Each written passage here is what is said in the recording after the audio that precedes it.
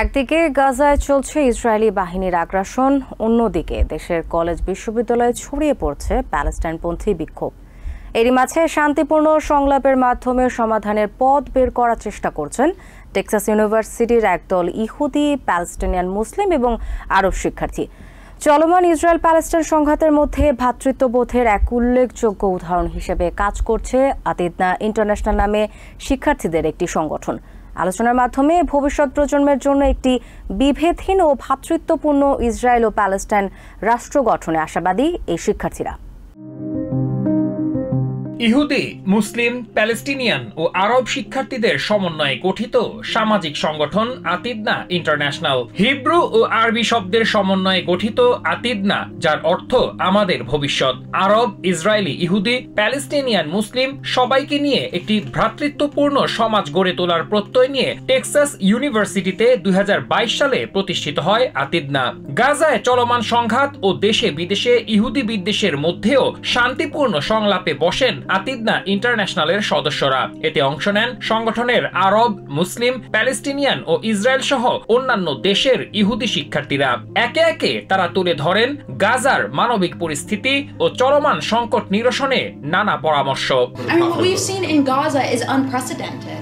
Like, it is on a different scale. There are no universities. সংগঠনের প্রতিষ্ঠাতা ও president Eliza কালেনবার্গ এবং vice প্রেসিডেন্টের দায়িত্বে আছেন প্যালেস্টাইনের নাগরিক Z Hashem. Vice president Hashem বলেন, তারা বিশ্বাস করেন সবার প্রথমে মানবতাবাদী হওয়া উচিত, কেননা সবার প্রথম পরিচয় হচ্ছে তারা মানুষ, তাই সবার মানবাধিকারের বিষয়টি সমানভাবে গুরুত্বপূর্ণ। Because we are human beings and human rights must extend to everybody on an equal level. Z Hashem আরো বলেন, বর্তমান পরিস্থিতিতে সবার পরিবারই ভুক্তভোগী হচ্ছে, তাই এখন আলোচনার মাধ্যমে একটি সুরাহা করা প্রয়োজন, আর তৃণমূল পর্যায় থেকেই তা শুরু করা দরকার বলে মনে করেন আতিদনার vice president. We must take action somehow. We've both had family affected. This is the least that we can do. ইরাকি বংশোদ্ভূত এই আরব নারী বলেন, মানুষ হিসেবে সবারই মর্যাদা ও আত্মসম্মান বোধ রয়েছে, যার প্রতি অন্য সবার শ্রদ্ধা থাকা উচিত। Human and that we are all worthy of respect and dignity.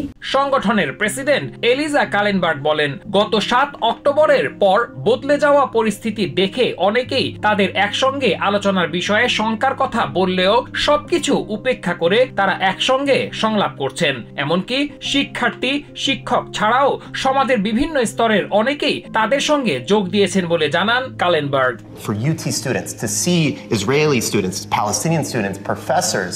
বিশ্ববিদ্যালয়গুলোতে চলমান যুদ্ধবিরতি আন্দোলনকে সাউথ আফ্রিকার বর্ণবাদ বিরোধী আন্দোলন ও আমেরিকার নাগরিক অধিকার আন্দোলনের সঙ্গেও তুলনা করেন সংলাপে অংশ নেয়া সংগঠনের এই সদস্য। The most American thing that has been done is always a lot of protests have occurred.